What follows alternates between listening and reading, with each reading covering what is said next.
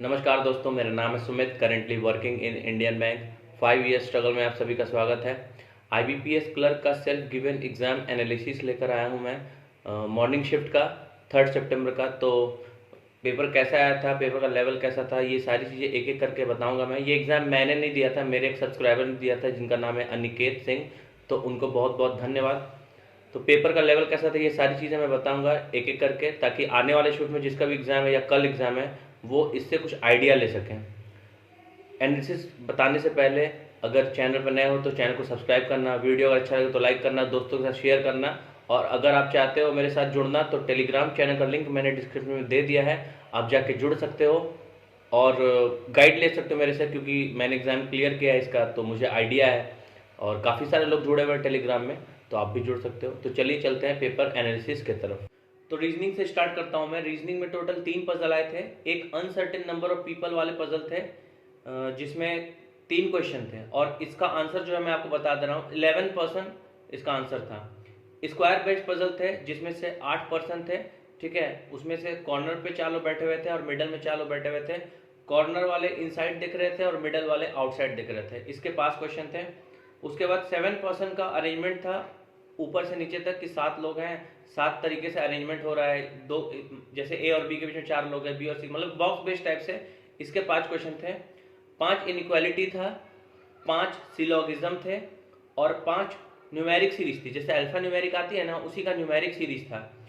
उसके बाद blood relation के 3 से 4 क्वेश्चन थे जिसका आंसर उन्होंने बताया है कि एक का आंसर था ग्रैंडसन, एक का नीस और एक का सिस्टर इन लॉ। आप बताना कि आपका सेम आंसर था या नहीं, ठीक है।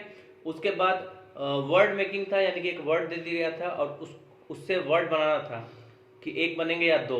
तो उसने बताया कि ARCE, दो इस तरह का एक वर्ड बन, मतलब एक 4 लेटर मिला उनको और उसमें से एक बन रहा था रेस और एक एकड़, यानी कि RACE रेस और ACRE एकड़। तो आप बताना कि आपका आंसर ये वाला आया था कि नहीं, यानी कि वर्ड जो फॉर्मेशन है उसमें 2 आंसर बन रहे थे कि नहीं, रेस और एकड़ बन रहे थे कि नहीं, कमेंट सेक्शन में बताना। उसके बाद फॉरवर्ड और बैकवर्ड का एक क्वेश्चन था जिसका वर्ड था, मैं आपको बता रहा हूँ, पैजिनेट्स, PAGINATES, पैजिनेट्स, ठीक है। अब चलते हैं। अच्छा, उन्होंने बताया कि उनका जो अटेम्प्ट था रीजनिंग में, यानी कि है अभी अटेम्प्ट, वो 35 है, ठीक है।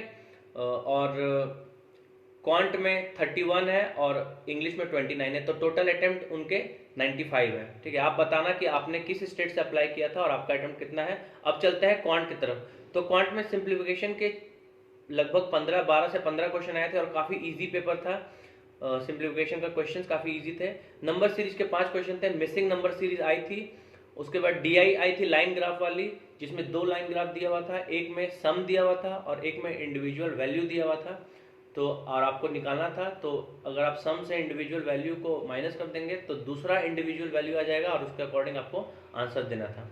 अरिथमेटिक के 10 से 12 क्वेश्चन थे, जिसमें से एक पाइप एंड सिस्टम का क्वेश्चन था जिसमें उसका आंसर आया था 12, ठीक है। उसके बाद प्रॉफिट और लॉस का एक क्वेश्चन था जिसमें उनका आंसर 500 आया था। आप बताना कि आपका आंसर सेम आया था या नहीं। अब चलते हैं इंग्लिश की तरफ। तो इंग्लिश में RCI थी, रीडिंग कॉम्प्रीहेंशन। उसमें क्या था कि एक मतलब पेरेंट्स हैं, हस्बैंड वाइफ और 4 बच्चे, उन्होंने अपना जॉब छोड़ दिया है और जॉब छोड़ के वो लोग ट्रैवलिंग के लिए निकल गए हैं और उन्होंने लगभग 102 कंट्रीज ट्रैवल किया था। और इसी से बेस्ड एक RC थी जिसमें से एक साइनमेंट तो था, उनको ठीक से याद नहीं था, लेकिन उन्होंने बताया कि एक वर्ड इन फैंसी करके कुछ था ऐसा, ठीक है। उसके बाद ये एक सेंटेंस दिया हुआ था, उसमें 4 मतलब हाँ, एक सेंटेंस में 4 वर्ड को बोल्ड में कर दिया गया था, ठीक है। और उसके बाद पूछ रहा था कि इसमें इन अप्रोप्रिएट यूज कहाँ पे हो रहा है, ठीक है, यानी कि इसको मिस स्पेल्ड भी बोल सकते हैं। मिस स्पेल्ड के 5 क्वेश्चन थे।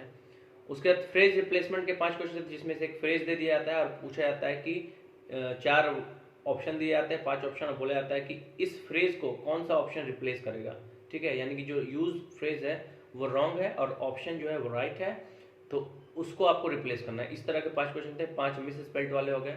उसके बाद क्लोज टेस्ट के 5 क्वेश्चन थे। उसके बाद एक वर्ड दिया गया था पोज, POSE, पोज, और पोज को बताना था कि 3 सेंटेंस दिए हुए थे और बताना था कि तीनों सेंटेंस में कौन से सेंटेंस में पोज का सही तरीके से यूज नहीं किया गया है, ठीक है, ऐसा कुछ बताना था। और 5 क्वेश्चन थे सेंटेंस रीअरेंजमेंट वाले, जिसमें से तोड़ तोड़ के दिया जाता है कि ABCD 5 वर्ड, एक सेंटेंस को 5 पार्ट में तोड़ दिए ABCDE और पांचों को रीअरेंज करना था। इसके 5 क्वेश्चन थे। तो काफ़ी इजी पेपर था जैसा कि उन्होंने बताया, और टोटल अटेम्प्ट 95 है, तो मुझे पूरी उम्मीद है कि वो क्लियर कर लेंगे। लेकिन ऐसा नहीं है कि 95 अटेम्प्ट वाली क्लियर करेंगे। अगर आपने 75 प्लस अटेम्प्ट किया विथ गुड एक्यूरेसी तो आपका चांसेस है। मैं बस आपसे इतना बोलना चाहता हूँ कि चाहे पेपर जैसा भी हो, मेंस की तैयारी स्टार्ट करिए। अगर आपने 70 प्लस अटेम्प्ट भी किया है तो मेंस की तैयारी स्टार्ट करना है आपको।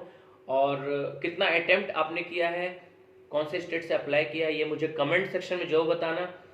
और क्या है कि एग्ज़ाम से निकलने के बाद दिमाग में ज़्यादा कुछ नहीं रहता है, एस्पिरेंट के दिमाग में, ठीक है, उतना याद नहीं रहता है। तो अगर कुछ मतलब ऊपर नीचे हो गया होगा या कुछ क्वेश्चंस नहीं मैच कर रहे होंगे तो वो आप कमेंट सेक्शन में उसको सुधार देना। बस इस वीडियो को यहीं तक रखते हैं, मिलते हैं फिर नेक्स्ट वीडियो में। वीडियो देखने के लिए आपका बहुत बहुत धन्यवाद।